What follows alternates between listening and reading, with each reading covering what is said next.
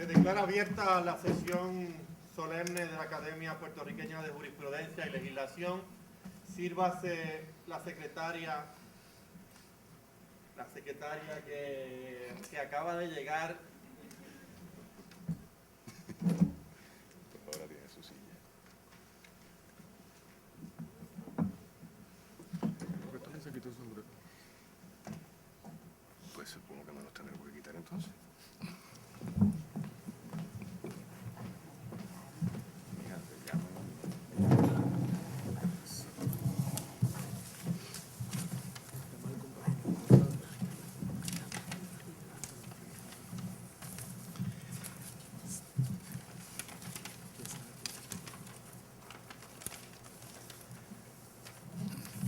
Sírvase la secretaria a proceder con el orden del día.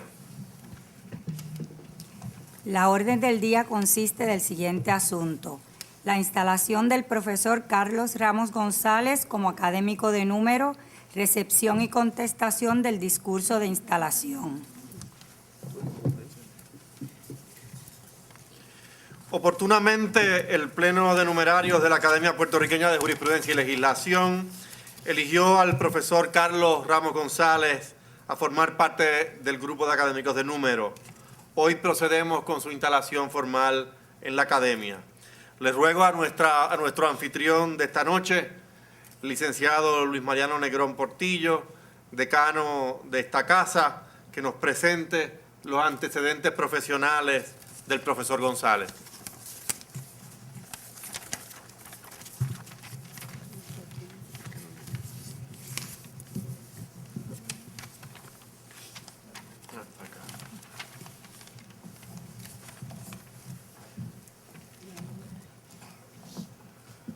Muy buenas noches a todas y a todos, distinguidos miembros de la Academia.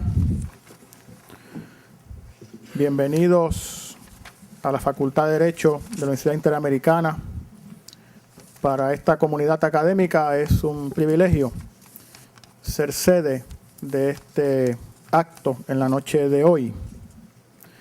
En lo personal, para mí significa un gran honor haber sido designado por la Academia de Legislación y Jurisprudencia de Puerto Rico para presentar la semblanza del profesor Carlos Enrique Ramos González, con motivo de su instalación como académico de número de esa prestigiosa entidad. Este honor se une a la profunda satisfacción que experimento por ser su amigo, su colega y uno de los más fervientes admiradores de su trayectoria como jurista. Todo comenzó el 20 de octubre de 1952 en la localidad de Caguas, y quiso el destino que el médico que atendiera el parto no llegara a tiempo, de manera que le correspondiera a don Francisco Ramos Isen, pediatra de profesión, atender a su señora esposa, doña Olga González Córdoba, en el nacimiento de su hijo Carlos, privilegio del que solo gozó este segundo hijo de la prole de 6 que tuvieron en el matrimonio. Poca pertinencia tendría la anécdota familiar en una ceremonia como esta, si no fuera porque precisamente ese particular trato del padre fue la semilla de la vocación de jurista en Carlos y lo que inspira las palabras que leerá aquí esta noche. Pero ese no fue el único incidente que marcó su vida profesional. Nacer a solo 3 meses de la puesta en marcha de la Constitución del Estado Libre Asociado de Puerto Rico le significó el reto personal de vigilar los pasos de esa otra hermana. Por eso, desde su infancia, en la escuela Notre Dame en Caguas, mostró una profunda y acendrada vocación por el estudio, que lo llevaría a crecer entre los bordes de la puertorriqueñidad bien entendida, identificando las limitaciones o defectos del experimento constitucional, pero sin negar sus peculiares bienandanzas. En Caguas, durante su niñez y su adolescencia, iba descubriendo dos sentimientos inexorables, como lo son el amor y el dolor, como condición humana, estimulado siempre por su otro guía, Francisco José, su hermano mayor, y dando a su vez el buen ejemplo a sus hermanos menores, Ricardo, Olga, María Teresa y Jorge Luis.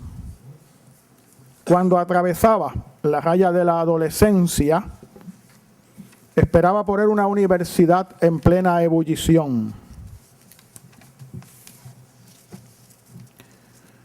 No debe olvidarse lo que significó para aquella generación la guerra de Vietnam y los movimientos contraculturales que trascendían la cultura institucional, la cultura del discrimen, la cultura de la desigualdad, la cultura de la guerra. Si bien no puede decirse que Carlos fuera un hippie, con todas las de la ley, compartía con ellos el antibelicismo, la preocupación por el medio ambiente y el rechazo al materialismo occidental. Pero detrás de todas estas manifestaciones diversas subyacía una idea, el mismo sentido de justicia que a Carlos le estremecía cuando su padre le hablaba sobre la dignidad humana, el respeto al prójimo, sin que importara origen, clase o condición social, y la decencia bien entendida. Y como el Río Piedras de los 70 era un hervidero de ideas e inconformidades, dispuesto a premiar a quienes aportaran su correspondiente cuota de tenacidad, arrojo e inteligencia, en 1974 Carlos obtuvo allí su primer grado universitario, un bachillerato en artes con concentración en economía, calificado magna cum laude. Los méritos obtenidos en el bachillerato llevarían a Carlos a dejar momentáneamente a Caguas por la fría Suecia de vikingos y neutralidad ensayada. Tal vez solo quiso probar en carne propia los dos extremos del péndulo, los verdaderos polos humanos, y de paso obtener un diploma de postgrado en Ciencias Sociales por la Universidad de Estocolmo en el 1975. Con ese viaje por el frío, el avispado joven estaba listo para regresar a su alma mater a iniciar los estudios de Derecho, que absolvería su pasión y su inteligencia. Allí no solo leyó con fruición y llegó a codirigir la revista jurídica, sino que se ofreció voluntariamente para trabajar los veranos en casos de indigentes. Esto significó que cuando en el 1978 la academia lo devolviera a la sociedad con un Juris Doctor magna cum laude debajo del brazo, más que un grado, llevaba consigo el delicioso veneno de la curiosidad y la ilusión exacerbada. Con esa formación, esa inquietud, adornadas con aquella negra barba enmarcada por una negrísima melena que le había dejado la agitada década de los 70, no había manera de que el joven abogado dejara de ocupar un puesto en la Corporación de Servicios Legales de Puerto Rico, hábitat ideal para todo inconforme que se ufanara de merodear a sus anchas por los cielos abiertos de la utopía. La Unidad de Derechos de los Confinados esperaba por él y allí laboró con ahínco hasta 1980. La docencia estaba servida, pues ese afán justiciero le tenía reservada una plaza de catedrático auxiliar en esta casa, la Facultad de Derecho de la Universidad Interamericana, específicamente en el programa de educación clínica, que junto con la Oficina Legal de Santurce ofrecía servicios legales a personas indigentes, subvencionados con fondos de la Corporación de Servicios Legales de los Estados Unidos. De esa entidad, Carlos fue director ejecutivo de 1984 a 1988. Además de su prestigio como abogado, que se corrobora con los importantes casos que colitigó y que salieron a la luz pública en publicaciones particulares, como lo fue el de Morales Feliciano. Nos habla de él como una persona con una sólida formación jurídica que siempre rehuía los caminos fáciles del conformismo y la pereza. En 1987 fue necesaria otra pausa para dejar una vez más a Caguas, entonces una ciudad en gestación, y volver a refugiarse en otro espacio lejano que le permitiría distanciarse de su mundo inmediato y ganar perspectiva. Quería consolidar su carrera de profesor de Derecho y en la Universidad de California en Berkeley descubrió el ambiente ideal para esmerarse y obtener una maestría en Derecho. Ya esperaba por él el puesto de decano asociado, el cual ocupó a lo largo de 5 años, hasta que a comienzos de 1993 pasó a desempeñarse como decano de esta casa de estudios. 7 años estaría al frente de esta facultad de Derecho. 7 gloriosos años, por lo que supuso estrenar nueva sede y darle a la institución un sello de excelencia. Sin embargo, ese puesto administrativo no obstó para que siguiera desempeñándose en la docencia como profesor de los cursos de Derecho Constitucional 1, Teoría, Doctrina y Práctica de la Litigación, Derecho Constitucional Avanzado, Derechos del Confinado, Derecho y Orientación Sexual y seminarios sobre libertad de expresión. También colaboró con el profesor Raúl Serrano Hales en el 2º volumen de la obra Derecho Constitucional de Puerto Rico y escribió, junto con el doctor Enrique Vélez, el libro Teoría y Práctica de la Litigación en Puerto Rico. Ya en el ámbito de la enseñanza en el salón de clases, hay que destacar el dominio actoral del profesor Ramos González. Su voz, su movimiento corporal, su dicción y su histrionismo llenan la escena. Así y solo así transcurre una sesión de clases en la vida de este maestro. Un enfoque que en otros momentos han llamado socrático, pero que en su caso explora y hace teatro de un texto jurídico que accede al alma del estudiante, confiriéndole una relación directa con el caso o el relato histórico.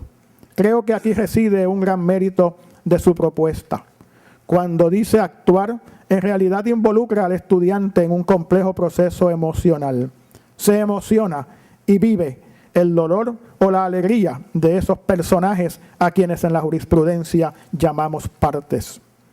Su vida transcurre no solo en su condición de jurista ilustre y abogado militante, sino también partícipe, cuando el tiempo se lo permite, de los foros de opinión y debate serio e inteligente en círculos de intelectuales, como lo es el Ateneo Puertorriqueño, entidad en la cual ostenta el cargo de secretario de la Junta de Gobierno. Sus aportaciones culturales y profesionales abarcan una zona amplísima del quehacer jurídico puertorriqueño, sin excluir varios países hermanos como Cuba, España, Estados Unidos y Venezuela. En el orden de las publicaciones, su aportación incluye decenas de artículos de revista jurídica e intervenciones como ponente en una gran variedad de foros en academias, órganos judiciales y colegios de abogados. Los grandes temas son muchos y variados: el derecho de acceso a la información oficial, la libertad de expresión, la religión y el Estado, la independencia judicial, la ética y los derechos humanos.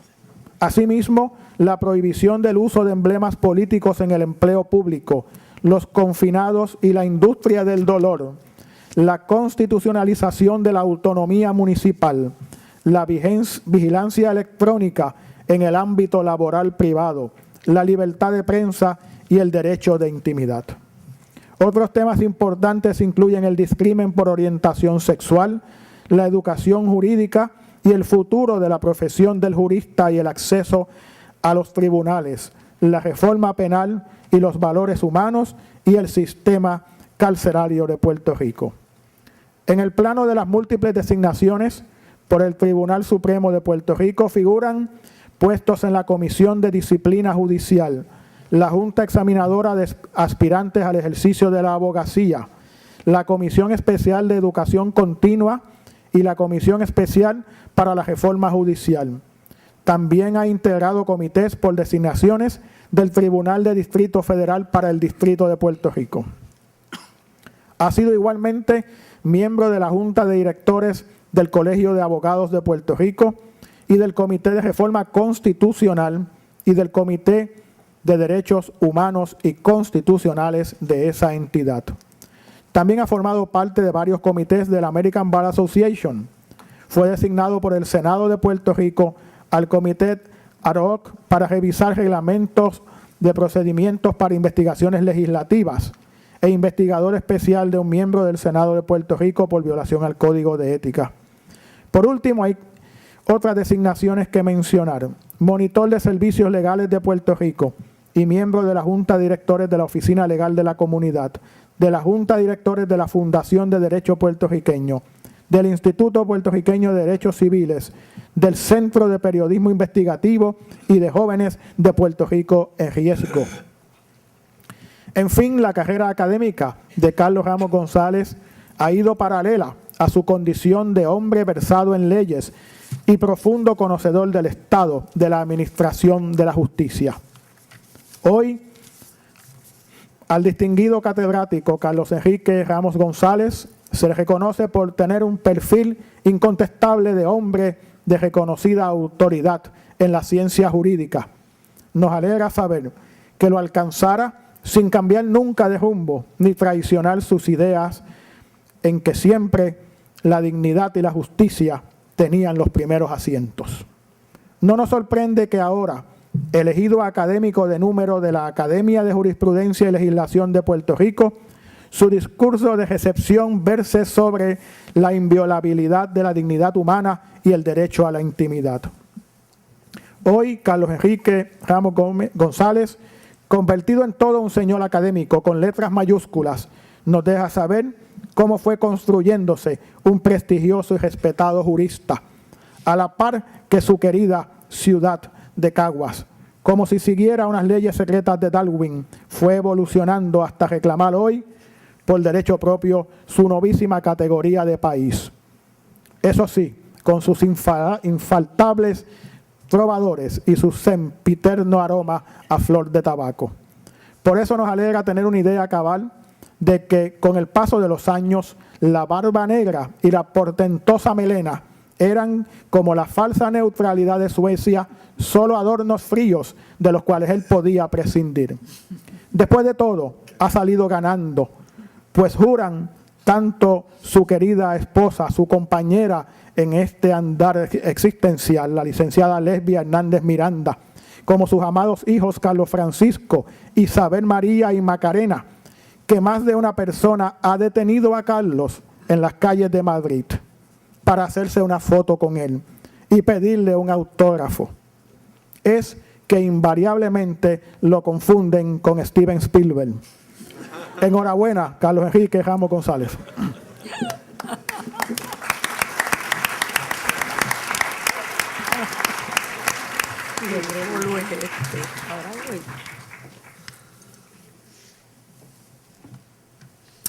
Ruego a los presentes ponerse de pie para proceder con la investidura del profesor Carlos Ramos González.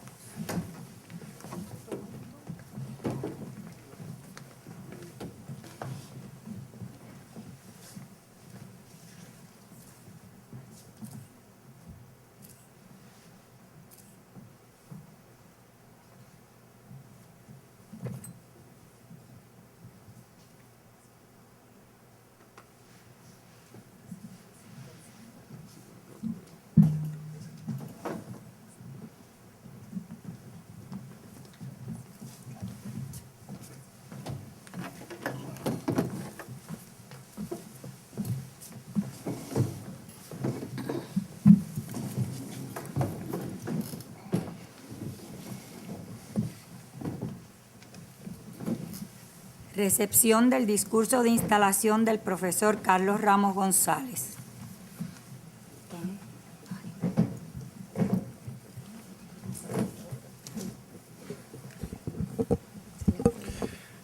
Tiene la palabra el profesor Carlos Ramos González. Buenas noches. Es de rigor agradecer a la Academia Puertorriqueña de Legislación y Jurisprudencia esta distinción, que la considero ante todo una invitación al trabajo para continuar laborando en el desarrollo del derecho puertorriqueño. Saludo a todos los aquí presentes, les agradezco que estén aquí, muy en particular a mi familia y en particular a mi señora madre. Agradezco sobre todo al señor presidente, licenciado Antonio García Padilla, amigo de muchos años, el que me haya conferido esta distinción y esta invitación a nombre de la Academia. Y de antemano agradezco al compañero José Julián Álvarez la contestación de este discurso, que estoy seguro será de gran lucidez. Me propongo reflexionar sobre la inviolabilidad de la dignidad humana. Una vez establecido el alcance y significación de este derecho, discutiré su vinculación con el derecho de intimidad que también reconoce la Constitución de Puerto Rico. Así lo haré a través de un análisis crítico de algunas cuestiones metodológicas que se desprenden de decisiones del Tribunal Supremo de Puerto Rico relacionado con ambos derechos. La dignidad del ser humano es inviolable.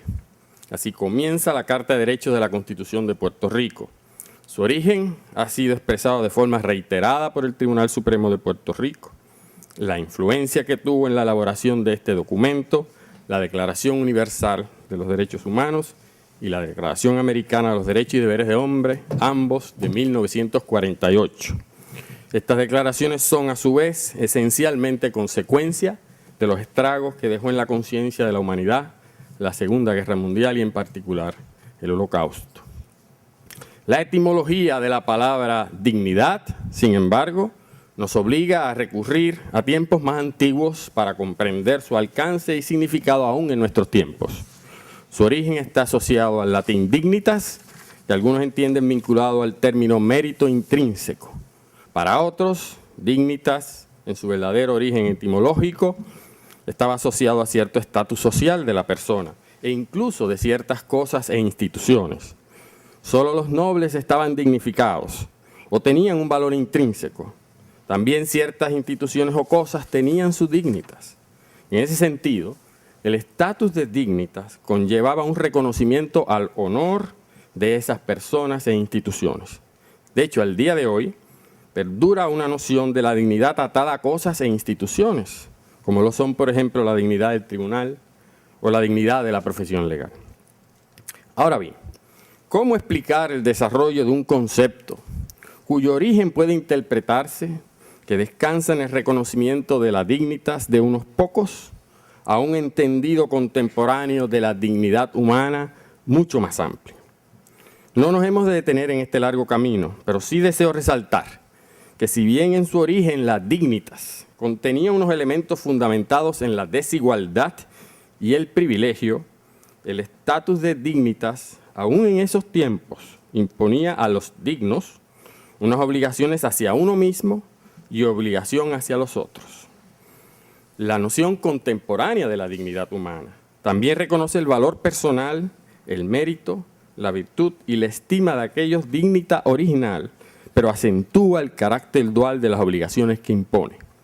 Más importante aún, esta dignidad es ahora inalienable en todos los seres humanos y existe en idéntica magnitud en cada uno de ellos. Es el imperativo fundamental contra la discriminación. Este entendimiento moderno ha de culminar con la Declaración Americana de los Derechos y Deberes del Hombre en 1948 y 6 meses después la Declaración de los Derechos del Hombre. Debemos recordar, sin embargo, que desde mucho antes, desde los tiempos del Renacimiento, con el auge del racionalismo, Pico de la Mirandola resaltaba la dignidad humana en su conocida obra Oración acerca de la dignidad del hombre.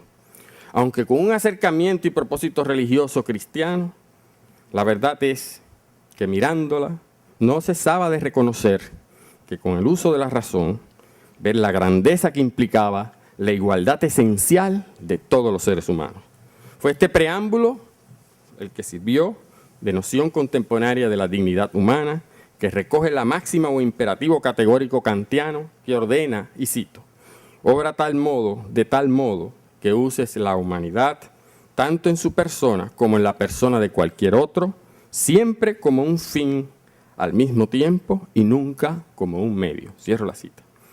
De esta manera, como imperativo, la dignidad humana no es un mero valor intercambiable. Su existencia no depende de nada ni de nadie. Por ello, incluso es irrenunciable. Esta pertenece al género humano, a su estatus o condición humana. Una pérdida de dignidad humana de una persona es una pérdida para toda la especie humana. En consecuencia, la dignidad humana pertenece a una misma especie, donde cada uno de nosotros la sostiene sin que pueda entregarse, renunciarse o negociarse sin afectar a los demás. Las declaraciones de derechos humanos de 1948 también reflejan un entendido de la dignidad humana en función del respeto a la autonomía personal, al derecho a la autodeterminación personal, por la valía de cada ser humano, quien siempre debe ser tratado como un fin en sí mismo. Pero estas declaraciones también trascienden esta individualidad, es decir, le dan un significado más amplio. El preámbulo de la Declaración Americana establece que si bien todos los hombres nacen libres e iguales en dignidad, estos deben conducirse fraternalmente los unos con los otros. Más adelante dice la declaración, si los derechos exaltan la libertad individual, los deberes expresan la dignidad de esa libertad. El artículo 1 de la Declaración Universal establece, todos los seres humanos nacen libres e iguales en dignidad y derechos, y dotados como están de razón y conciencia, deben comportarse fraternalmente los unos con otros. La exigencia de comportarse o conducirse fraternalmente también puede entenderse como una exigencia de solidaridad con los otros. Así pues, la libertad tiene una concepción dual. Igual libertad para todos e igualdad para ejercer la libertad. Todo ello enmarcado en el reconocimiento de la dignidad humana. Por eso resulta natural que estas declaraciones de 1948 animan el llamado Estado social y democrático de derecho, el cual reconoce los límites del Estado al ordenar que se respeten los derechos y libertades individuales, pero a su vez impone a este Estado la obligación de crear las condiciones para que las personas tengan las mismas oportunidades de ejercer su libertad. A las personas a su vez le impone el deber de solidaridad y respeto. En cuanto al Estado, esta concepción cobra concreción no solo en el reconocimiento de los derechos individuales, sino también en reconocer los derechos económicos, sociales y culturales, incluyendo las obligaciones que ello conlleva. Una última reflexión sobre la dignidad humana.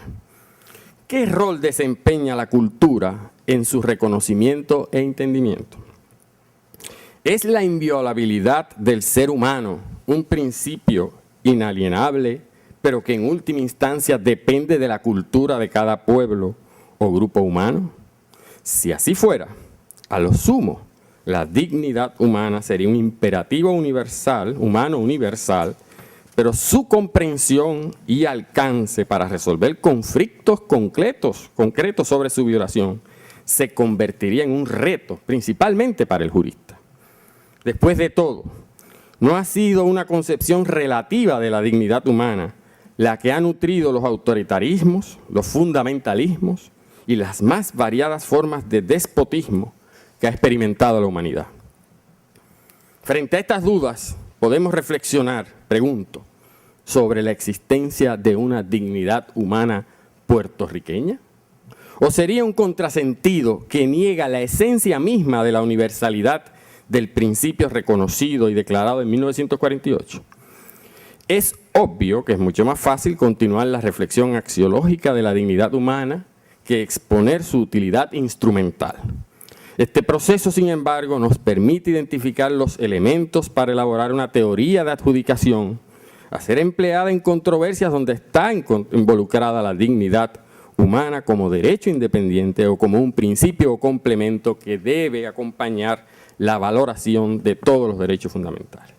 Volvamos a la inclusión de la inviolabilidad de la dignidad humana en la Constitución de Puerto Rico. Recordemos que está contenida en la Carta de Derechos, en una enumeración de artículos que precede las partes correspondientes a la estructura del gobierno. Esta Carta de Derechos no aparece como enmiendas a la Constitución. De sus propios términos, lo decía ahorita, se enuncia como un derecho y no como un valor o principio. Está expresada en términos absolutos, la dignidad y su inviolabilidad. No admite excepciones, no es posible que se tolere una violación temporal de la misma. No admite valores superiores. Está dirigida no solo al Estado, sino también a todo el resto de la sociedad. Su diferencia textual con la Constitución de Estados Unidos, en este sentido, es diáfana. No existe en dicho texto constitucional referencia a la dignidad humana. Más allá del texto, una verdad histórica me parece evidente. La Carta de Derechos, el Bill of Rights de 1791 de la Constitución de los Estados Unidos, refleja el pensamiento liberal e individualista que solo buscaba limitar los poderes del Estado o gobierno frente al individuo. El propósito principal de la Carta de Derechos de la Constitución de Puerto Rico es diferente. Su norte es vindicar la dignidad humana y como parte de ese objetivo persigue limitar los poderes del gobierno e imponerle obligaciones a ese Estado. Aún más, le impone límites y obligaciones a personas naturales y jurídicas no gubernamentales. Estas diferencias no pueden ser inconsecuentes. Ya he expresado que la conceptualización y elaboración de la Carta de Derechos estuvo inspirada en las Declaraciones Universales de 1948. Hay que reconocer también que la Convención Constituyente estuvo influenciada por leyes orgánicas previas, por las constituciones de varios estados de los Estados Unidos y, por supuesto, por la Constitución de los Estados Unidos. Es igualmente cierto que en la Convención Constituyente de 1951-52 estaban reflejadas una gran variedad de intereses políticos, económicos y sociales. De igual forma, a mi juicio, es irrefutable que el resultado final de esa constituyente no reflejó la voluntad original y por ende soberana del pueblo de Puerto Rico, ya que estaba sujeta a los límites e imposiciones de una voluntad política superior. Aún así, la Carta de Derechos finalmente aprobada, con toda la amalgama de contradicciones que lo anterior supone, en su centralidad sobre la dignidad humana y las consecuencias antes discutidas, aflora, a mi juicio, una vocación de crear un Estado social y democrático. Es decir, el reconocimiento de la dignidad humana como inviolable, como precepto que nos sirve de escudo protector frente al gobierno y frente a los demás componentes de la sociedad. La obligación que impone al gobierno de actuar positivamente para su pleno reconocimiento. Y la obligación que nos impone a todos y a todas de actuar solidariamente con los demás. Todo ello apunta hacia esa vocación inconclusa. Lo he de repetir, la Constitución, el norte principal de esa Constitución nuestra y particularmente de nuestra Carta de Derechos, a diferencia de la Constitución de los Estados Unidos, es la inviolabilidad de la dignidad humana entendida con todos los componentes de igualdad, libertad y solidaridad. Esta realidad no está sujeta a rectificación histórica o jurídica alguna, salvo el día que de forma soberana podamos convocar la voluntad original de nuestro pueblo para redactar otra Constitución y decidamos eliminar este principio, eliminación que yo espero que no ocurra nunca. Calificar la dignidad humana como inviolable y como principio rector que inicia el articulado de nuestra Carta de Derechos no tiene paralelo en las declaraciones de 1948 y mucho menos en las constituciones de los estados ni de los Estados Unidos. Solo tiene paralelo en la Constitución alemana de 1949, la cual de forma idéntica en su artículo 1 a la nuestra establece que la dignidad del hombre es inviolable, la cual debe ser respetada y protegida como deber del Estado. Resalto que en por lo menos 2 ocasiones hay una mención genérica de la Constitución alemana en la Convención Constituyente. Una por el delegado Miguel Ángel García Méndez, para reconocer su existencia en el voto explicativo aprobando la totalidad de la propuesta constitucional.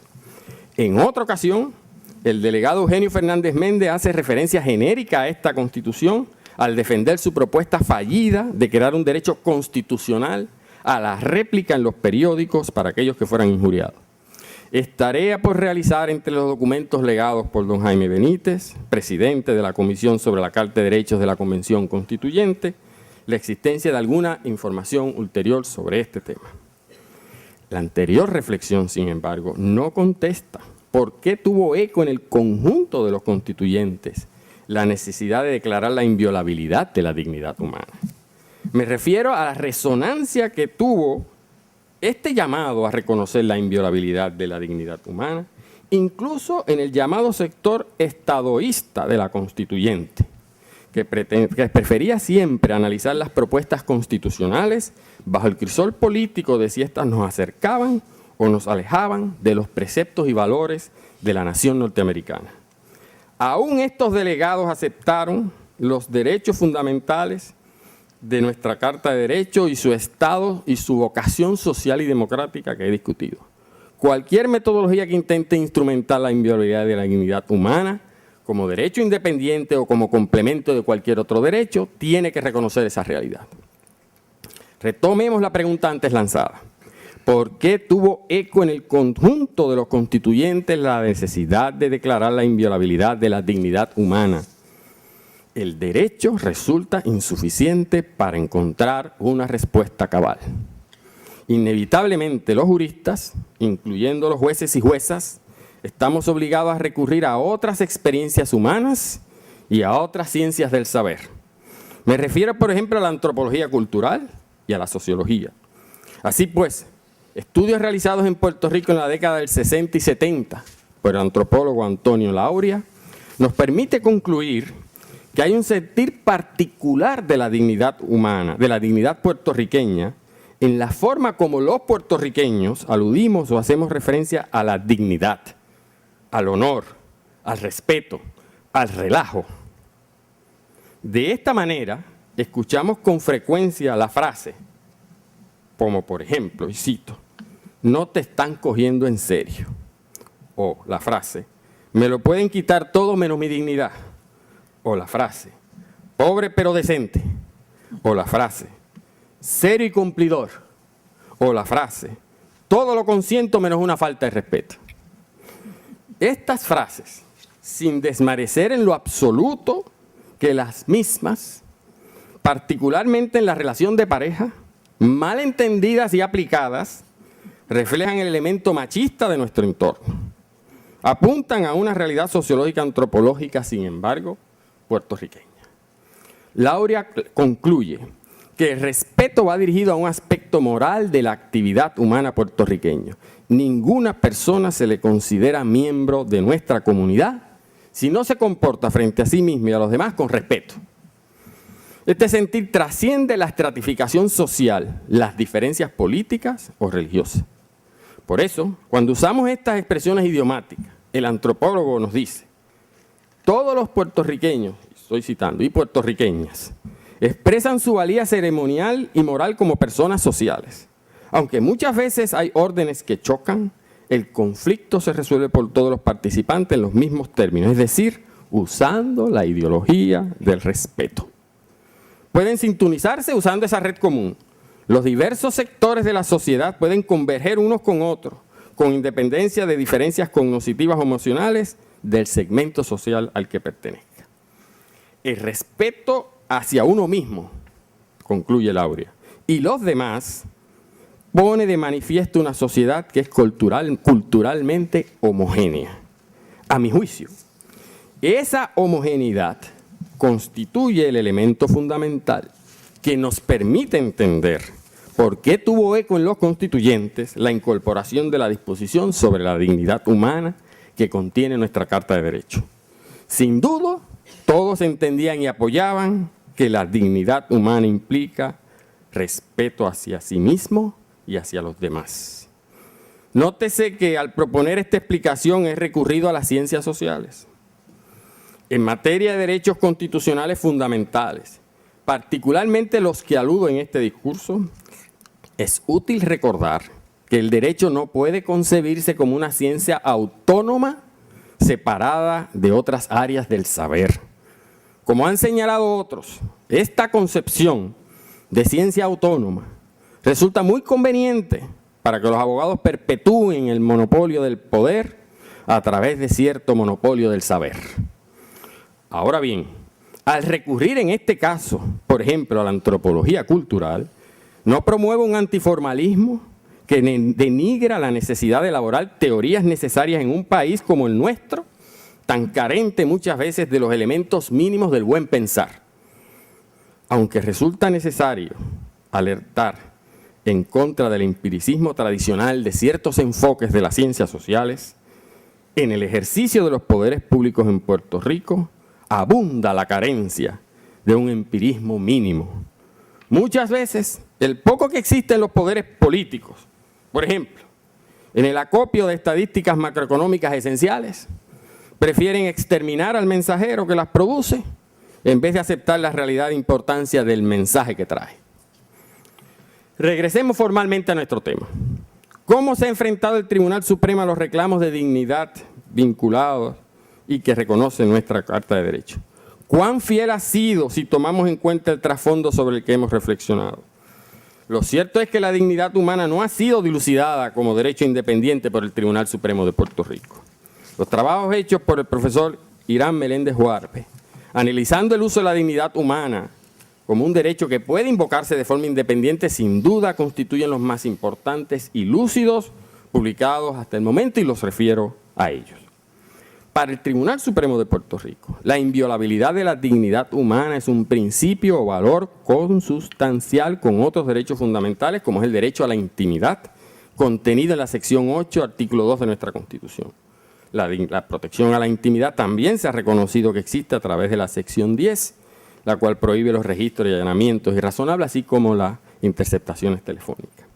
Como he anticipado, examinaré algunas cuestiones metodológicas utilizadas en decisiones del Tribunal Supremo relacionados con el derecho a la intimidad reconocido en la sección 8. Mi interés es analizar cómo éstas nos acercan o nos desvían de las antes discutidas consideraciones sobre la dignidad humana. Reitero que mi foco estará en analizar la metodología que en ocasiones se utiliza para resolver el derecho a intimidad que recoge la sección 8 interrelacionada con la sección 1. No voy a concentrarme en las protecciones a la intimidad que se derivan de la cláusula sobre registro y allanamiento. El derecho de intimidad puede manifestarse en múltiples escenarios. Puede estar presente en el ámbito de ciertas decisiones personales, como son las relacionadas a nuestro cuerpo, a nuestra familia, o estar presente en la necesidad de mantener confidencial información personal que hemos depositado en terceros o que mantenemos en nuestro o sobre nuestra persona. Este derecho está más vigente que nunca antes en el mundo laboral, así como incluso en espacios abiertos y públicos, como puede ser en mi deseo de permanecer sentado en un sitio público sin que ninguna persona invada mi espacio con su mirada cercana. Es decir, el derecho a la intimidad forma parte de la autonomía de nuestro ser. Al decirle el Tribunal Constitucional de España, cito, se trata de un valor espiritual moral inherente a la persona que se manifiesta singularmente en la autodeterminación consciente y responsable de la vida propia y que conlleva la pretensión al respeto a los demás. Al analizar decisiones del Tribunal Supremo de Puerto Rico en materia de derecho constitucional, es de umbral hacer referencia a la llamada factura más ancha de nuestra Carta de Derechos y el rol de Puerto Rico en el federalismo norteamericano. Recordemos que tanto la Constitución de Puerto Rico como la de los Estados de la Unión, aunque por una fundamentación del poder muy distintas entre sí en el orden democrático constitucional, pueden ampliar la esfera de protección que ofrece la Carta de Derechos de los Estados Unidos.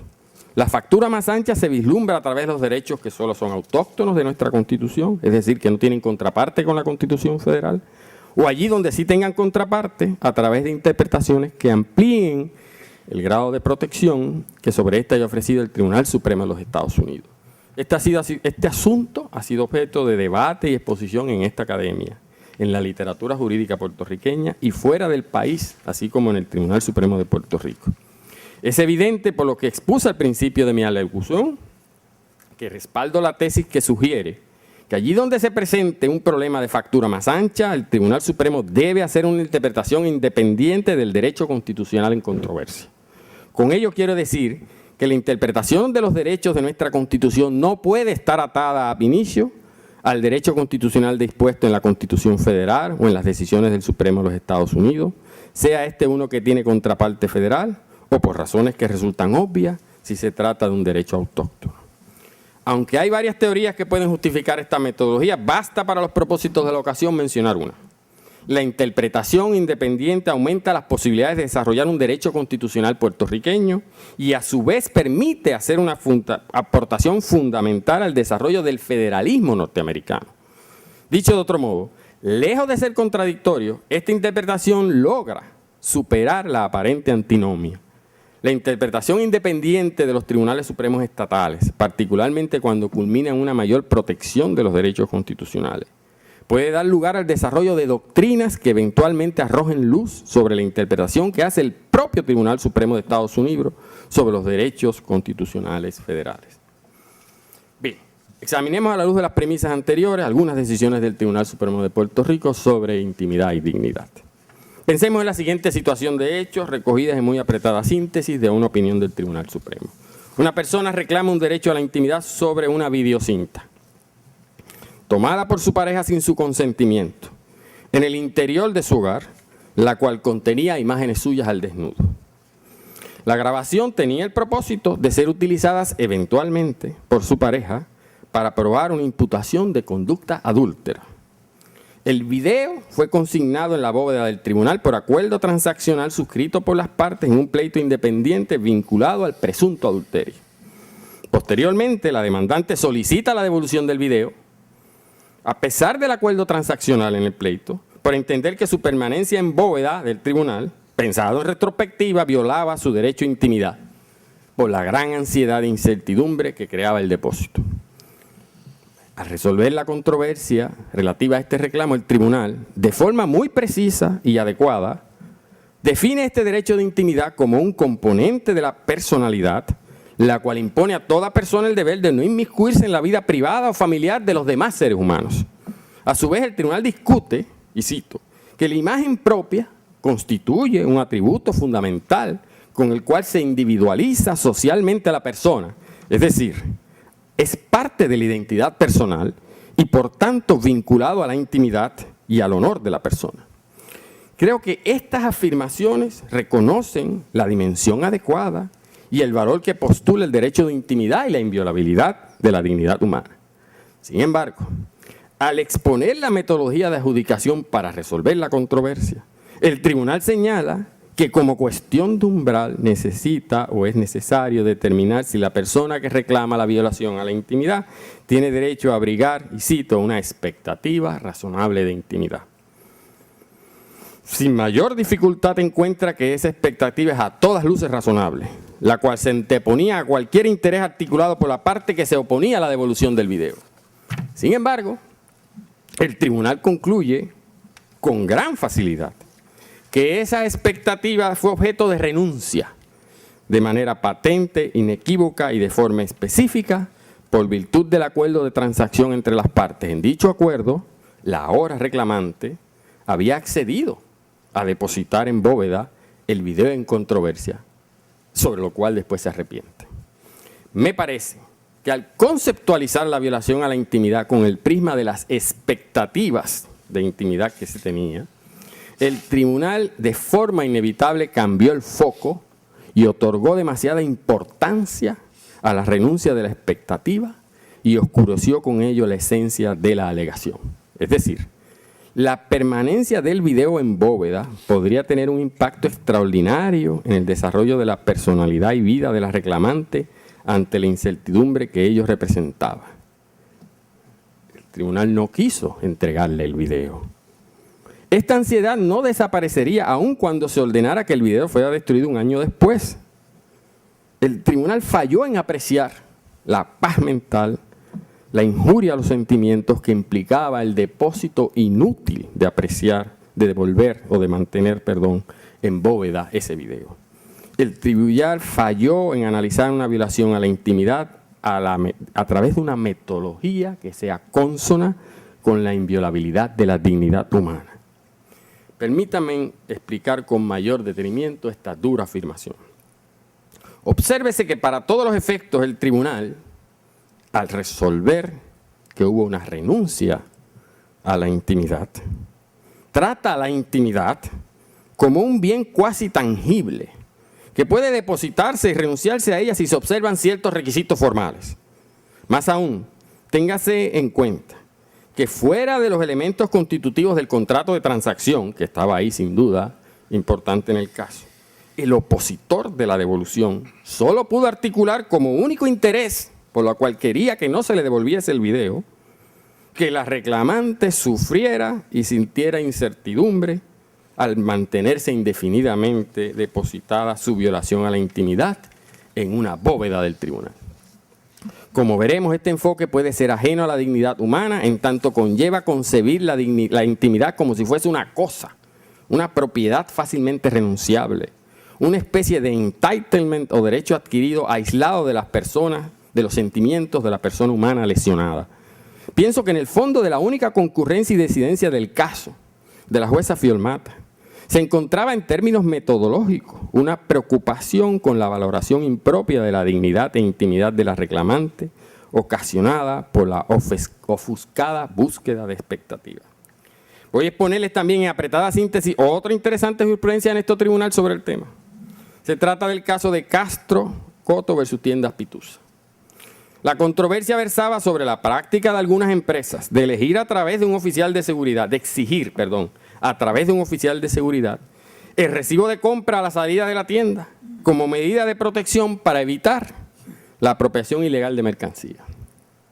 El reclamante alegaba que al ser contra su voluntad la detención para mostrar el recibo, ello de por sí afectaba su honra y reputación, protegido por la sección 8 de la Carta de Derechos. La detención se extendió unos 10 o 15 minutos, tomado el tiempo en que duró el incidente, la intervención que finalmente hubo del supervisor y la reclamante finalmente obligándose a enseñar la mercancía, enseñar el boleto de compra. La detención de la reclamante nunca dio lugar a invocar un posible registro irrazonable porque era un comercio privado. No fue, por lo tanto, posible recurrir a esa garantía. Quiero destacar que la persona intervenida fue muy precisa y articulada al articular en el Tribunal Supremo que ese sistema de estar cotejando los boletos, los tickets de compra cuando se sale de una tienda, crea una presunción de que el cliente no ha pagado su mercancía, por lo cual le impone la obligación de probar su honestidad enseñando el recibo de compra. Por tal intervención indebida, reclamaba daños por violación a su intimidad. De hecho, tanto el Tribunal de Primera Instancia como el Tribunal de Apelaciones le habían dado la razón. El Tribunal Supremo enfoca la controversia sobre el derecho a intimidad que cobija la sección 8, otra vez comenzando la frase. La cuestión central es si la persona tiene derecho a abrigar dentro de las circunstancias específicas del caso la expectativa de que su intimidad se respete. El tribunal centra su análisis en el interés genuino de la demandada comerciante o tienda de cotejar en ánimos de proteger su interés comercial. Solo el recibo de compra, y se creyó que no se indaga ni se miran los bienes comprados. Añade que la hora y fecha de recibo es lo único que cotejaba el oficial de seguridad asignado a este rol. Por tal razón, la expectativa de intimidad reclamada no era real, por ser la intervención legítima y razonable. Debo decir que la opinión señala que el reclamante padecía de presión alta. Sin embargo, concluye que la ausencia de pruebas de que la intervención causara alguna subida en la presión evidenciaba que la expectativa de intimidad era irreal. La decisión fue muy dividida, 4-3. Los tres disidentes optaron por no fundamentar o expresar las razones de su disenso, los cuales, especulo, estaban fundamentados en consideraciones de esencial dignidad humana. Una vez más, me parece evidente las consecuencias negativas sobre la intimidad y dignidad humana en la metodología empleada. El tribunal no pudo apreciar lo que evidentemente los tribunales inferiores sí detectaron. Esos 15 minutos de la detención no elevaron la presión del intervenido, mas sin embargo causaron un daño intangible peor. Proclamaron al reclamante como si fuera una persona deshonesta. El tribunal no le dio peso adecuado a la falta de respeto reclamada, a la limitación del movimiento en contra de su voluntad. No se pudo apreciar la magnitud del daño porque el análisis de la expectativa fue arropado por el peso otorgado a los intereses comerciales de la demandada. La falta de respeto no podrá recuperarse por no poderse evidenciar su tangibilidad. La tienda demandada nunca tuvo que alegar ni probar si existían otras alternativas menos invasivas a la intimidad reclamada. Para entender su flaqueza de este análisis, es necesario analizar con mayor detenimiento el origen de este método que se afana en buscar expectativas de intimidad cuando se alega una violación al derecho de intimidad. Este enfoque pertenece y es original del Tribunal Supremo de los Estados Unidos y fue elaborada en una opinión concurrente para interpretar la protección constitucional contra registros y allanamientos irrazonables que establece la enmienda cuarta de esa Constitución. No hay duda que consideraciones en torno al derecho de intimidad son centrales al resolver controversias relacionadas a esta cláusula. Esta centralidad es aún más importante al resolver controversias sobre este mismo asunto bajo la Constitución de Puerto Rico por la factura más ancha y por la diferencia textual de la disposición constitucional que nos protege frente a registros y allanamientos. Ahora bien, la metodología de adjudicación que se desarrolle bajo la cláusula de registro y allanamiento no es central para desarrollar o interpretar un método de adjudicación bajo el derecho de intimidad de carácter independiente que tiene nuestra sección 8. Fue en el año 1983, en el caso de ELA versus Puerto Rico Telephone Company, que se introdujo este acercamiento de detectar si ha habido violación a la intimidad, buscando las llamadas expectativas razonables. Fue en un pleito de naturaleza civil sobre una posible violación al derecho de intimidad. En ese caso, la demandada era la Puerto Rico Telephone Company, para entonces perteneciente al Estado, protege el derecho de intimidad de unos usuarios cuando le pretendía el Departamento de Justicia que entregara los nombres y ciertos datos personales de los usuarios en una investigación de asuntos antimonopolísticos. La PRTC estaba enfocada en un reclamo de protección de información personal y privada a través de la sección 8. Sin embargo, el tribunal finalmente adjudica y resuelve la controversia como si se tratase de un registro administrativo de información personal en manos de otra dependencia del gobierno que solicitaba el Departamento de Justicia.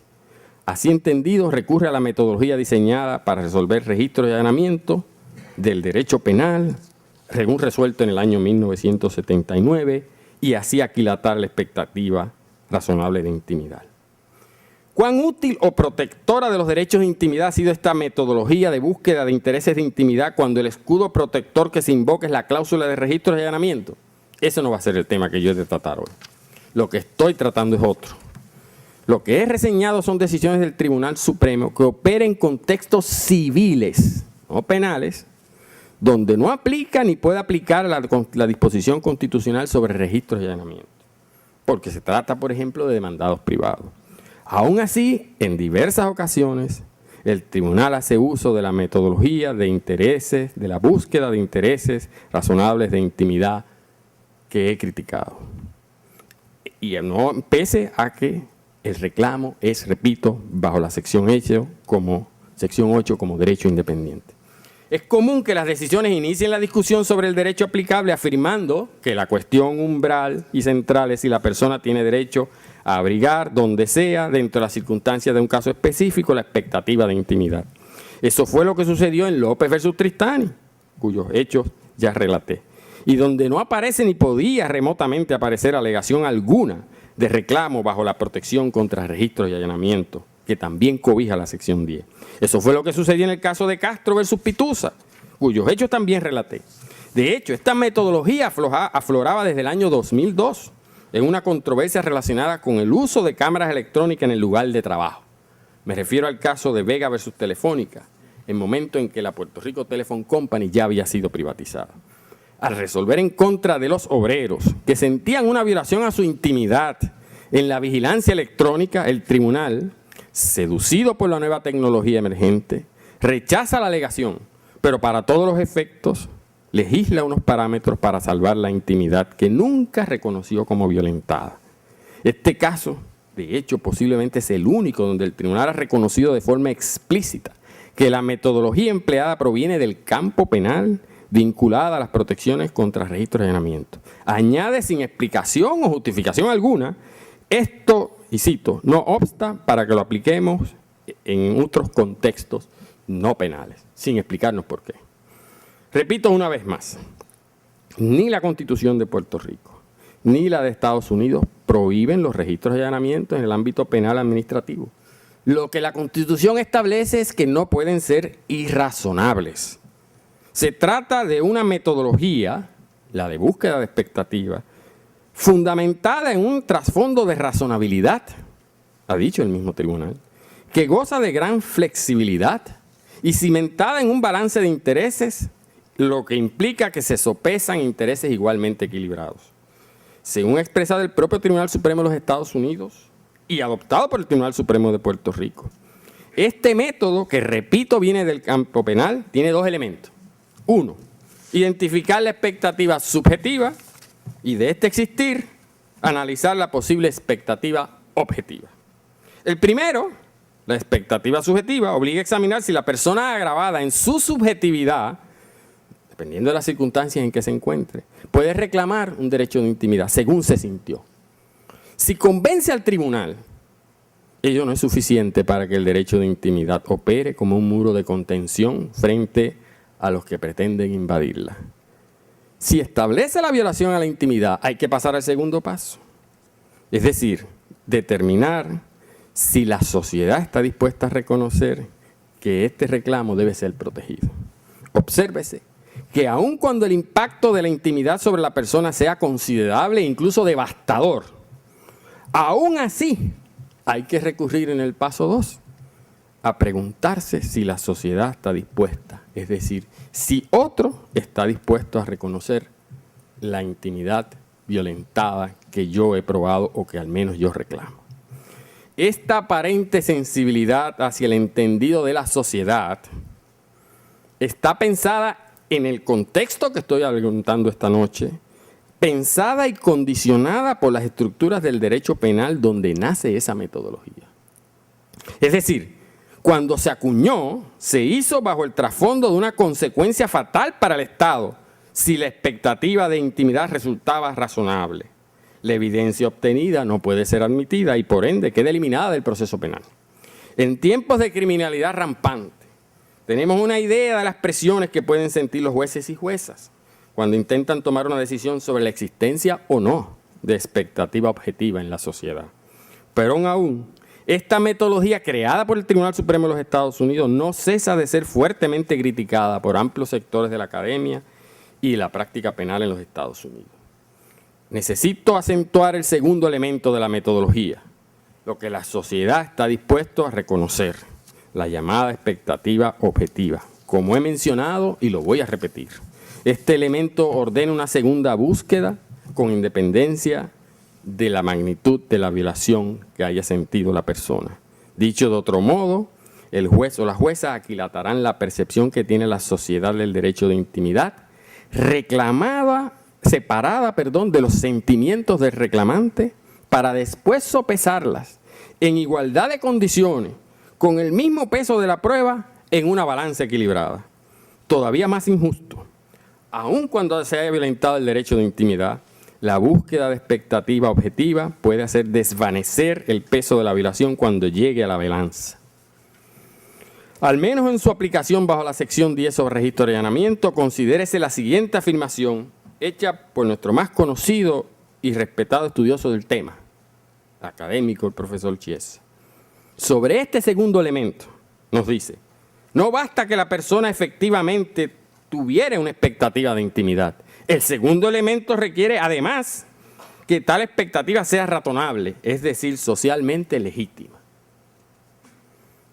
Veas el peligro y dificultad de aplicar este segundo elemento. ¿Cómo lo van a hacer los jueces y las juezas? ¿Cuál percepción o reconocimiento de la sociedad? ¿La de la juez y jueza rodeada de cámaras en su casa y acostumbrado a las cámaras en los bancos?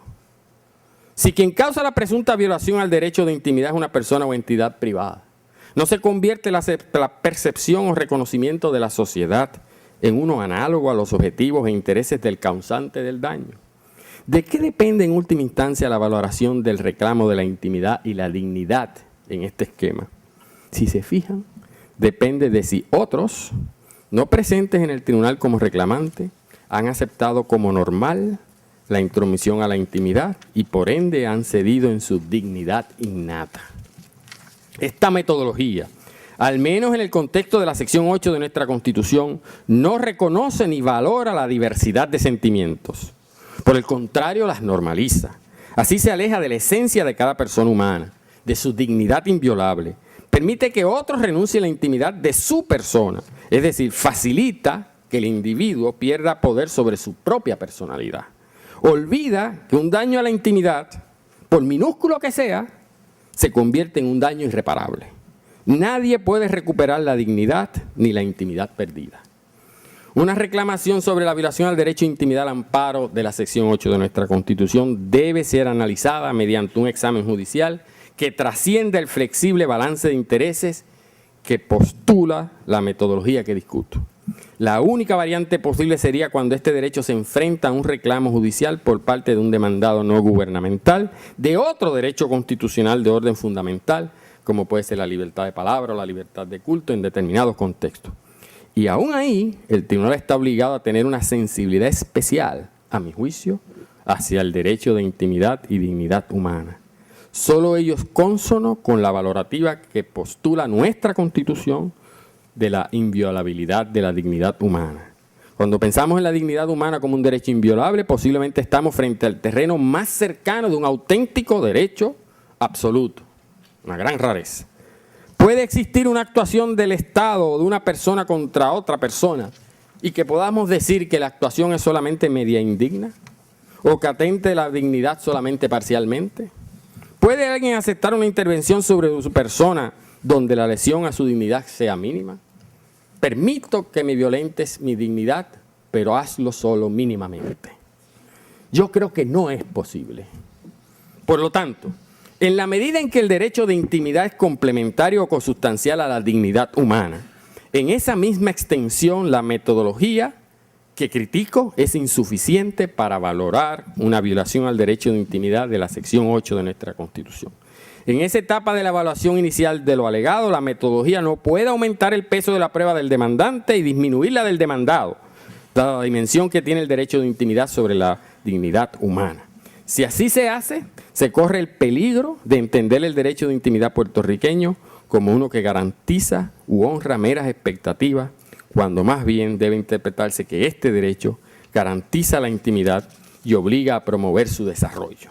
Es decir, la metodología de expectativas razonables evita que aflore la función dual de nuestra Carta de Derecho y nuestra vocación inconclusa de Estado social y democrático, vindicar la dignidad humana y como parte de ese norte limitar los poderes del gobierno e imponerle obligaciones a otros, al Estado. Quede claro, yo no estoy postulando que el derecho de intimidad sea absoluto, solo reflexiono que en la medida en que es consustancial con la dignidad humana y posiblemente más consustancial que cualquier otro derecho fundamental, en esa misma medida la metodología que se adopte no puede estar fundamentada en criterios de razonabilidad en ninguna etapa del litigio en que se dilucide su alegada transgresión. Para determinar si una actuación incide sobre el derecho de intimidad de modo que se convierta en una violación constitucionalmente reconocible, sea causada por el Estado o por un ente privado, el análisis tiene que centrarse esencialmente en el impacto que la violación tiene sobre la persona. Ello suele plantear un asunto que necesariamente conlleva la presentación de pruebas, aunque es evidente que hay actuaciones que de por sí deben considerarse como violaciones a la intimidad. Eso significa que difícilmente puede archivarse por desestimación una demanda fundamentada en la violación a la dignidad humana y al derecho de intimidad. Me refiero a que como regla general no veo cómo deba proceder una moción de desestimación temprana en un litigio amparado en que la violación a la intimidad es mínima. Este es un asunto donde una vez más litigantes y jueces pueden recurrir a las aportaciones de las ciencias sociales puertorriqueñas, particularmente la psicología, la sociología, las ciencias políticas, la antropología cultural, el derecho comparado, el derecho transnacional. La centralidad del análisis, sin embargo, estará siempre sobre el reclamante del derecho quebrantado en el contexto de cada caso. Y corresponderá al demandado, sea este el Estado o una entidad privada, levantar como defensa afirmativa la inexistencia de la violación o aceptar que violenta la intimidad en la consecución de sus intereses de alta jerarquía. En ambos casos tiene el peso de la prueba y en ambos casos hay que escuchar al reclamante. En síntesis, la metodología que se ufana en buscar expectativas de razonabilidad, aún en la etapa inicial de la evaluación de la magnitud de la evaluación de la magnitud de la violación alegada, constituye un balance de intereses que resulta demasiado desbalanceado a favor del demandado. Para evaluar de forma inicial la alegada violación a la intimidad, si ha de usarse una balanza, esta debe estar desde el primer momento en desequilibrio a favor del demandante. De paso, esta alegación de un demandado de que sus derechos fundamentales también están en controversia pueden ser invocados por algún demandado privado solo en determinadas circunstancias. Recordemos que los derechos civiles pertenecen a la persona y no pueden ser reclamados por el Estado para protegerse de sus ciudadanos. Si el causante de la violación es el Estado o alguno de sus testaférreos, la balanza debe estar desequilibrada a favor del reclamante de la violación. Yo creo que esto lo ha hecho el Tribunal Supremo en el pasado, cuando ha tenido en cuenta la dignidad humana como norte. Yo creo que lo hizo en Figueroa Ferrer versus Ela y lo hizo en Arroyo versus Ratán Specialty. En ninguna de estas decisiones se menciona expresamente la cuestión umbral es determinar la expectativa de intimidad. No. Al evaluar la alegación inicial de la violación de dignidad humana y de intimidad, el tribunal usó una balanza que al comenzar a sopesar los intereses no estaba equilibrada. Por el contrario, los derechos fundamentales invocados llegaban a una balanza con más peso que los intereses de quien causaba la violación. En Ratán, por ejemplo, la valoración de los derechos constitucionales fundamentales del obrero, a quien un patrono privado quería someter a una prueba de polígrafo, es considerada esa valoración de forma independiente de la legitimidad del interés que perseguía el patrono demandado, e incluso de lo que la sociedad pueda pensar sobre la tecnología del polígrafo. Por el contrario, el tribunal advierte desde el principio de la opinión el peligro que conlleva el desarrollo de nueva tecnología por su impacto potencial tremendo sobre la dignidad e integridad de la persona y la intimidad de la persona. En ese caso, repito, se trataba del uso del polígrafo en el lugar del trabajo para detectar posibles irregularidades cometidas por los empleados. Si se hubiese utilizado la metodología de expectativas, posiblemente hubiese sido suficiente que el patrono publicara con antelación suficiente un rótulo que dijera: aquí se utilizará el polígrafo en el empleo, advirtiera las condiciones a los empleados y de esta manera derrotara toda su expectativa subjetiva. Con ello el patrono derrotaba esa expectativa, que fue lo que sucedió con el consumidor cuando entró voluntariamente a las tiendas pituzas. Lo anterior implica que la metodología que se afana en buscar expectativa, a mi juicio, va en contra de la factura más ancha que propone o presupone que tiene el derecho de intimidad puertorriqueño.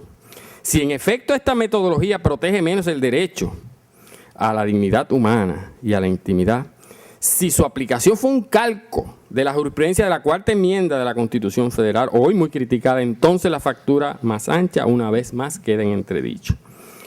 Como he mencionado, lo cierto es que una adjudicación independiente de la dignidad humana bajo el derecho constitucional puertorriqueño constituiría una importante contribución que trascendería las fronteras nacionales.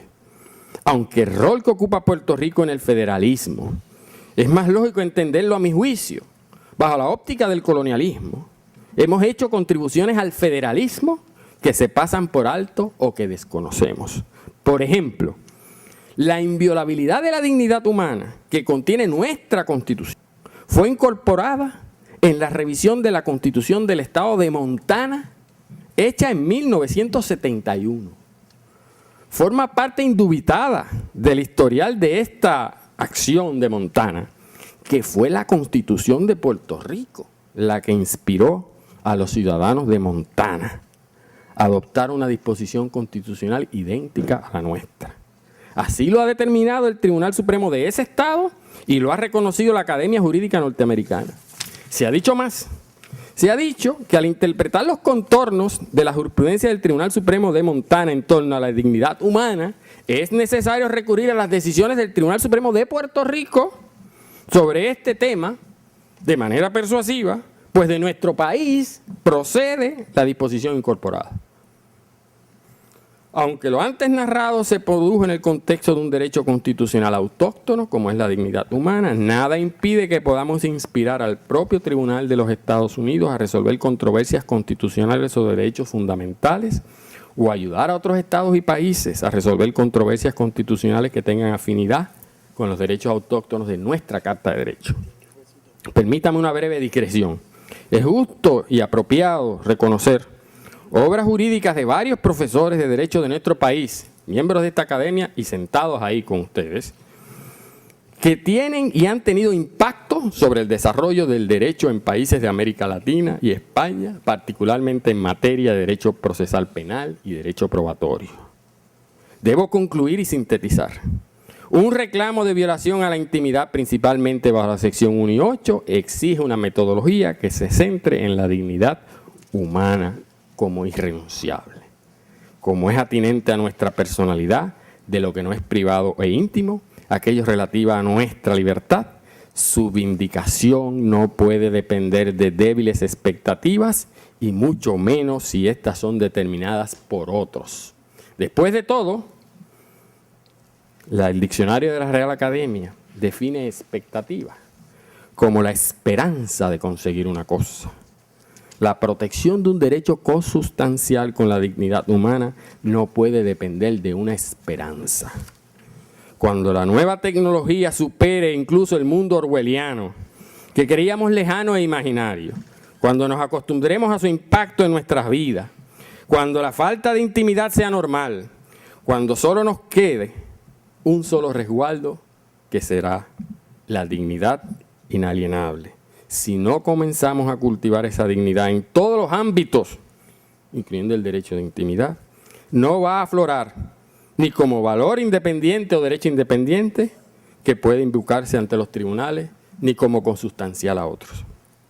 El derecho de intimidad y la dignidad humana solo debe estar en función de nuestra condición como miembros de la especie humana, que es una sola. A ella pertenecemos, solo a ella nos debemos y lo demás sería indigno. Gracias por su atención y paciencia.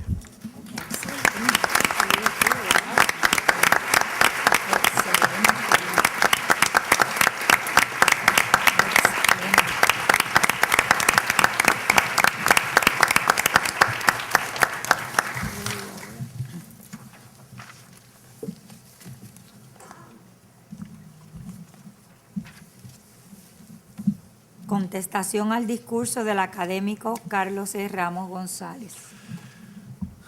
Tiene la palabra el académico José Julián Álvarez.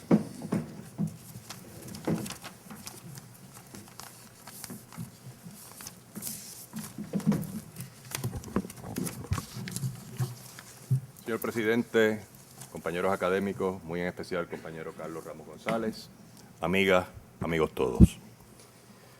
Como es costumbre en estos actos, un miembro de esta academia reacciona al discurso del nuevo académico. Y yo siento mucho placer en realizar esa función, por cuanto me unen al nuevo académico lazos de amistad desde nuestros años como estudiantes de Derecho en la Escuela de Derecho de la Universidad de Puerto Rico. Como igualmente es costumbre en estos actos, mi intervención será breve. La noche es del nuevo académico y ha usado muy bien de ella.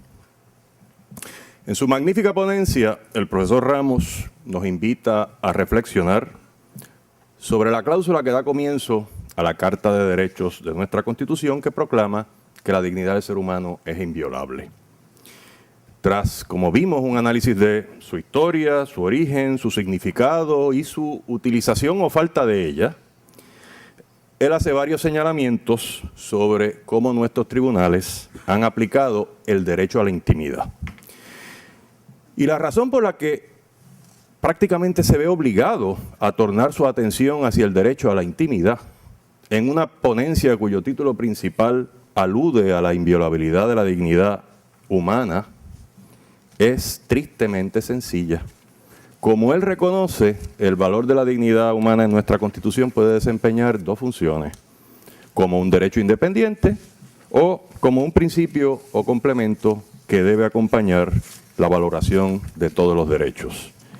No obstante, como él asimismo reconoce, nuestro Poder Judicial solo ha utilizado este valor constitucional en esa segunda función, nunca como derecho independiente.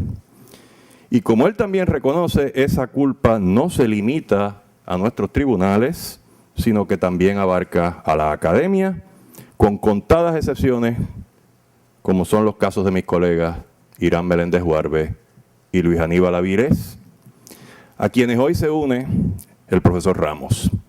Yo por mi parte quisiera dedicar mi atención en esta ocasión a ese aspecto y con ello reconocer mi propia culpa y procurar comenzar a expiarla.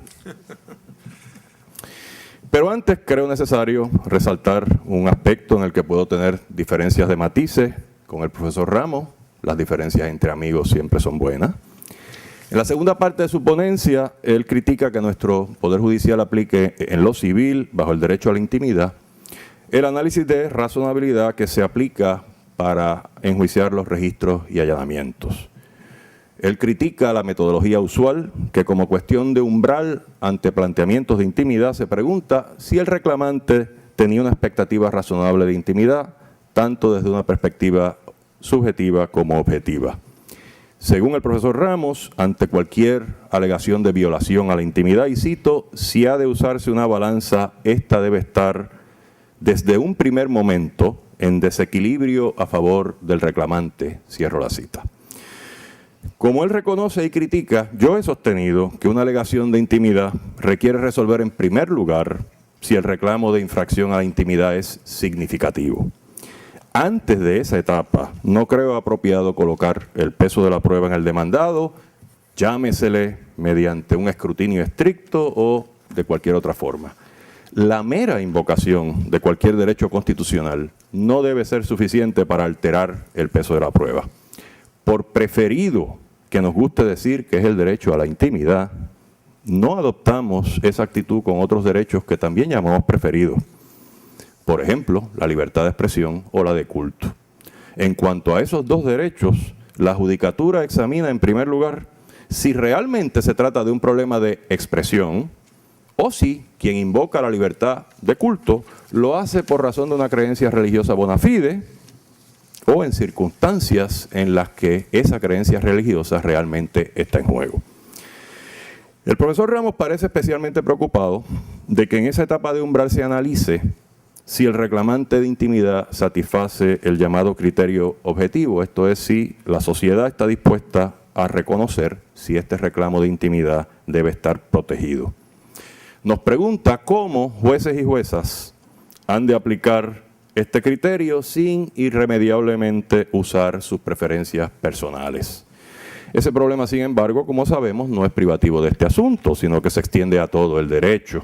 La búsqueda probablemente ilusoria de la objetividad en el derecho es empresa que nos ha llevado a talar bosques. Sin embargo, diariamente la emprendemos, como cuando invocamos la figura de la persona prudente y razonable, que nuestro Tribunal Supremo llamó mítica hace más de 5 décadas, o la del buen padre o madre de familia. Y aquí perdóneseme la herejía, pero siempre he sospechado que a las juezas y a los jueces les cuesta mucho hallar diferencias significativas entre estas dos figuras objetivas y su propia realidad. Considero que la crítica más importante del profesor Ramos al uso del criterio objetivo en esta primera etapa es que ese criterio puede ir eliminando algunas expectativas de intimidad según los avances tecnológicos o sociales popularicen una práctica o una idea. Frente a ese peligro, como argumentaré más adelante, la cláusula de dignidad puede ser una barrera mucho más poderosa.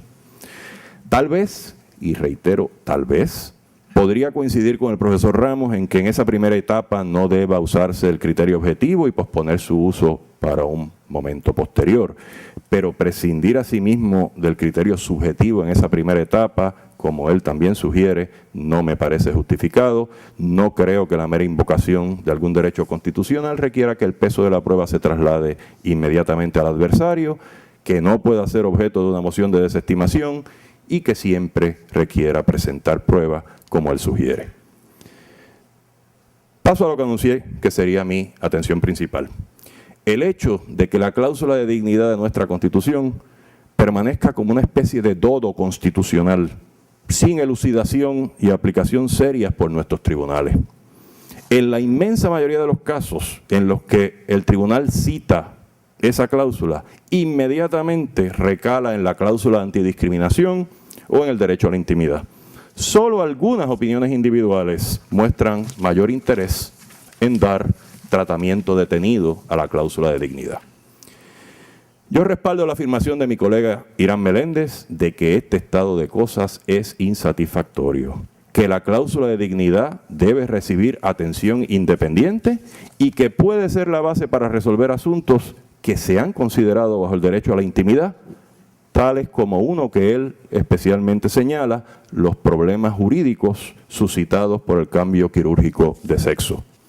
Otro tanto puede decirse de la negativa del tribunal a interpretar que la ley de violencia doméstica sea aplicable a una relación de pareja entre personas del mismo sexo.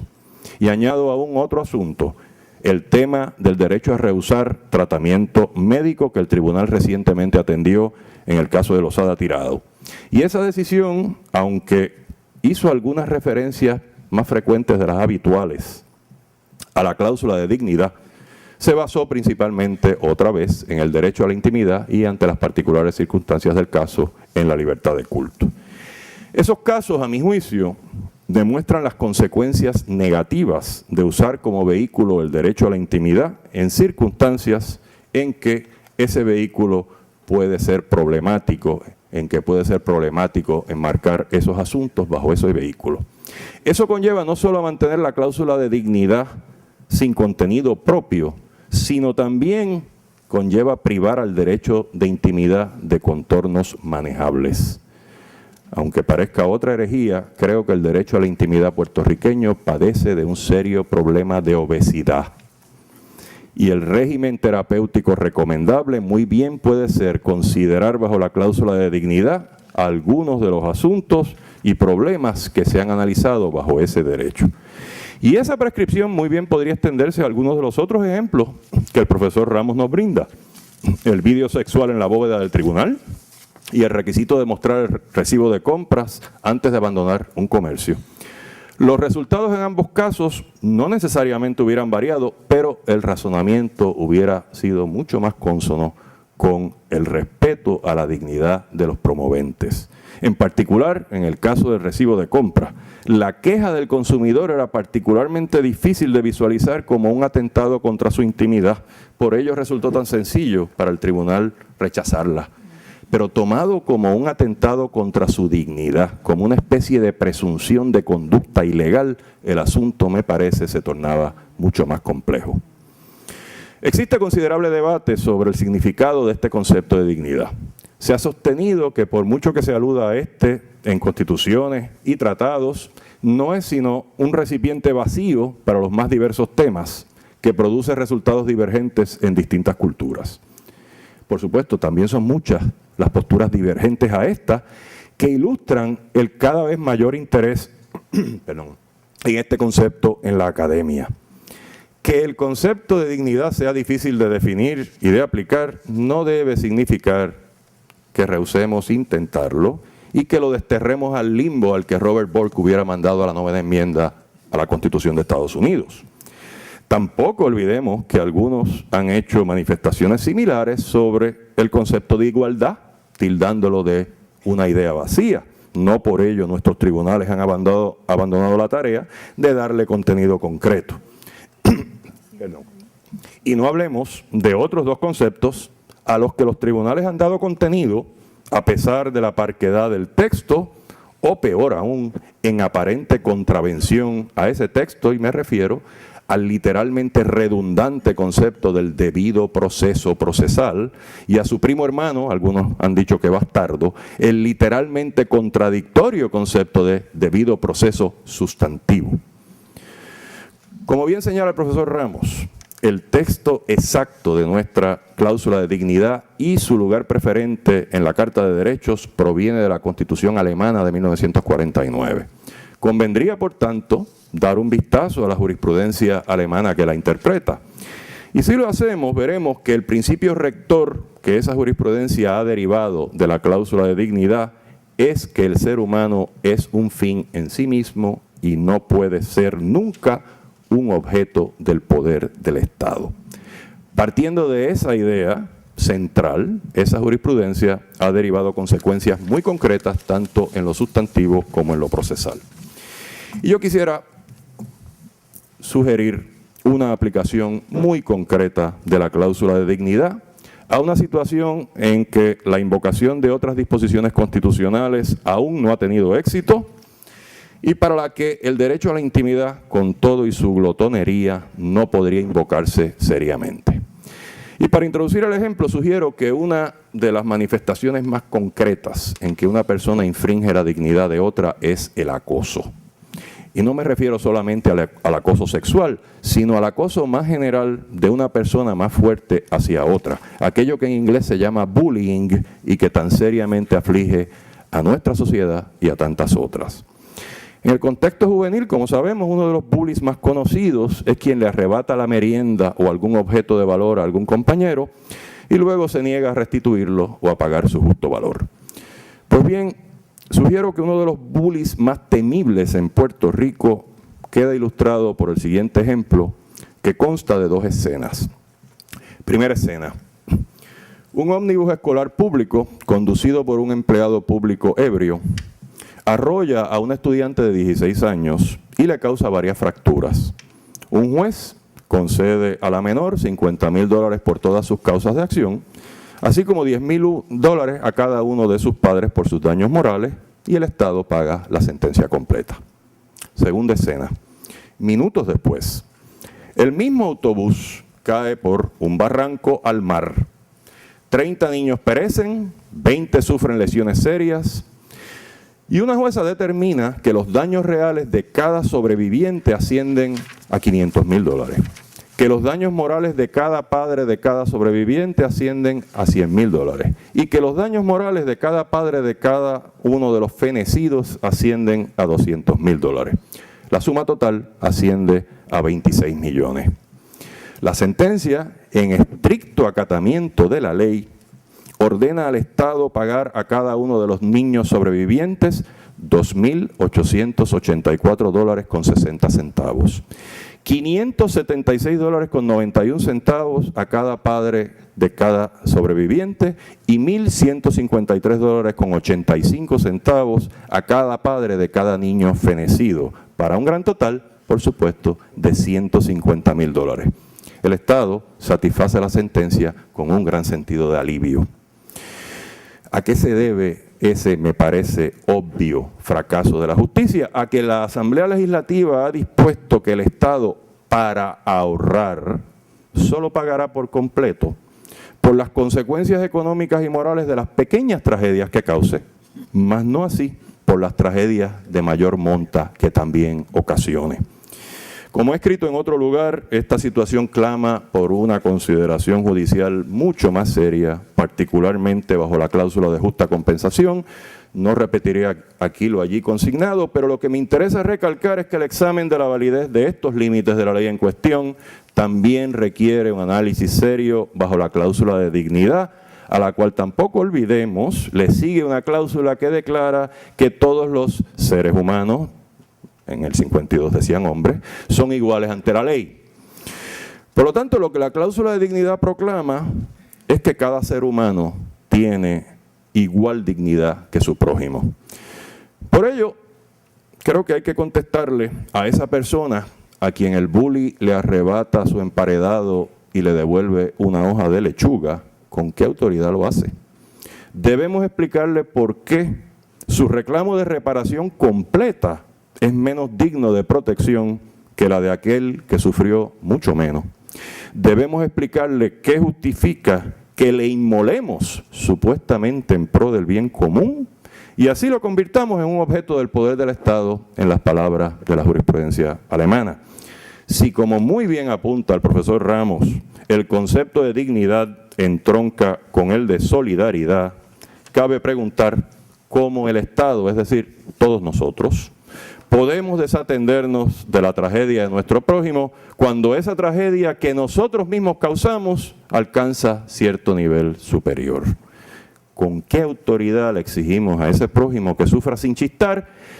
Con el propósito de que nosotros suframos lo menos posible. Parafraseando la última oración de la magnífica ponencia del profesor Ramos, eso es indigno. Una vez más, celebro la incorporación a esta academia del nuevo académico y del viejo amigo. Muchas gracias.